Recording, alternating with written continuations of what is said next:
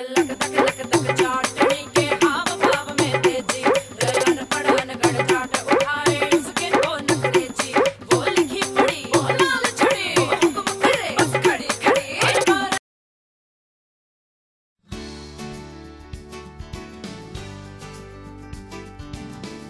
take a look at how professional framers finish off their mounted artwork.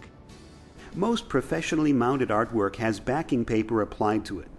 To do this, apply double-stick tape all around the back of the frame. Double-stick tape and their dispensing guns can be found at most art supply and craft stores. Next, flip the frame over and set it on top of the backing paper. Use a sharp knife to roughly remove the excess paper. Be careful not to cut into the frame.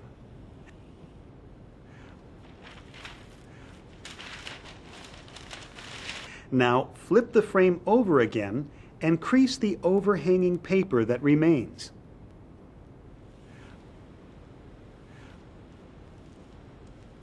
Finally, use an edge trimming knife or a craft knife with a straight edge to trim the paper back past the edge of the frame by approximately 1/8 of an inch. Edge trimming knives can be found at most art supply and craft stores. To add a hanging wire to the frame, measure down about 1/3 of the frame on each side and mark.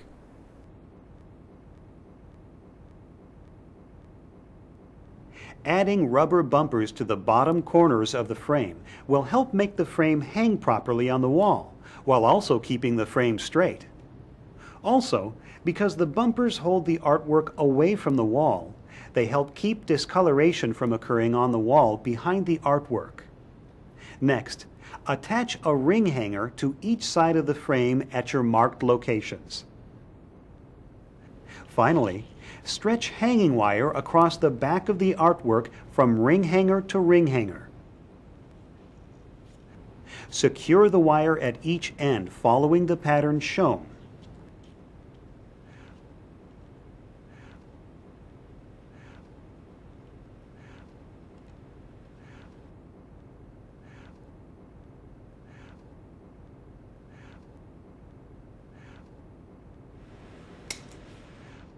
Now that's a professionally framed piece of art.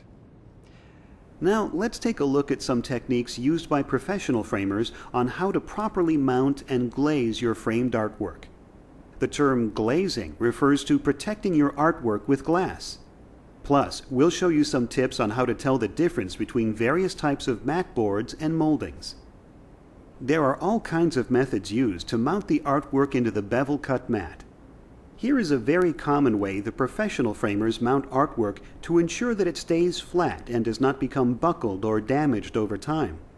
Commonly known as T-hinge mounting, this technique is used when the window of the artwork is slightly smaller than the artwork itself.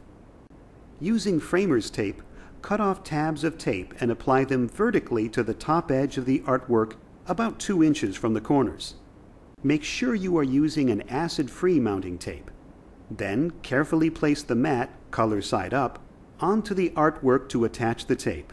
Secure the tape firmly. Framer's tape or mounting tape is available at most art supply and craft stores.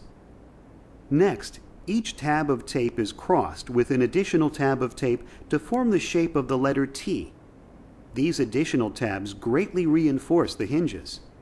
Only 2 hinge tabs of tape are used against the artwork.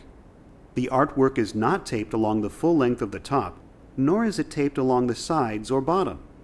The artwork simply hangs in the mat opening by the tape hinges. The reason for this is twofold.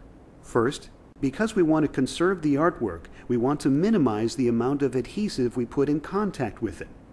Second, it's the nature of art on paper that it will breathe. That is, it expands and contracts according to temperature and humidity levels. Restricting this natural freedom of movement can cause buckled or damaged artwork. So remember, proper hinging is key to preserving the artwork and keeping it looking beautiful for years. You must properly clean your glass before loading your artwork into your frame. Take your sized piece of glass and carefully clean it using cloth gloves so as not to leave fingerprints. Apply a non-ammonia-based glass cleaner liberally to one side of the glass, and give it a few seconds to let the solvents break down the dirt and oils. Wipe the glass with a clean cloth rag, but avoid wiping it completely dry. Leave the glass slightly moist and let the air dry it the rest of the way. Repeat this for the other side of the glass as well. Do not use paper towels, as the paper increases the static charge and will immediately attract dust and lint. Once your glass is properly clean on both sides, you are ready to load your frame. Deciding the color of the mat board to use is up to you, but deciding the type of mat board to use is also an important choice.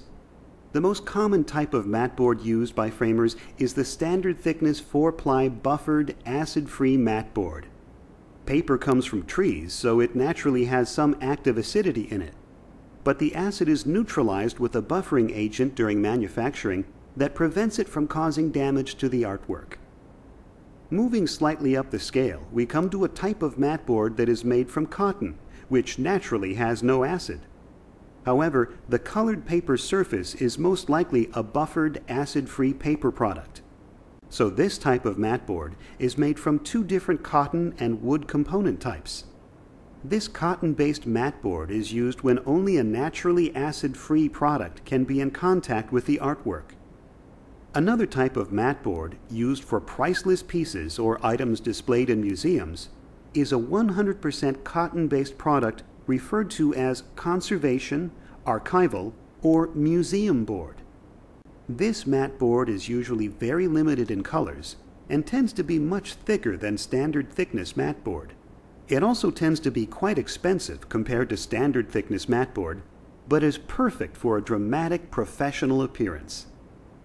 For an even more dramatic look, colored core mat board is available, such as black core mat board. Black core mat board is popular for matting and framing black and white photography, or other instances where the contrast difference complements the art piece. There are many types of moldings available to use. Remember that the Logan do-it-yourself framing tool system accepts up to 2 1/2 inch molding, so you have plenty of variety and styles to choose from. Common molding styles include natural wood finish colors, black, white, various colors, and even unfinished versions that you can stain yourself. Another popular style of molding is gilded with gold or silver foil for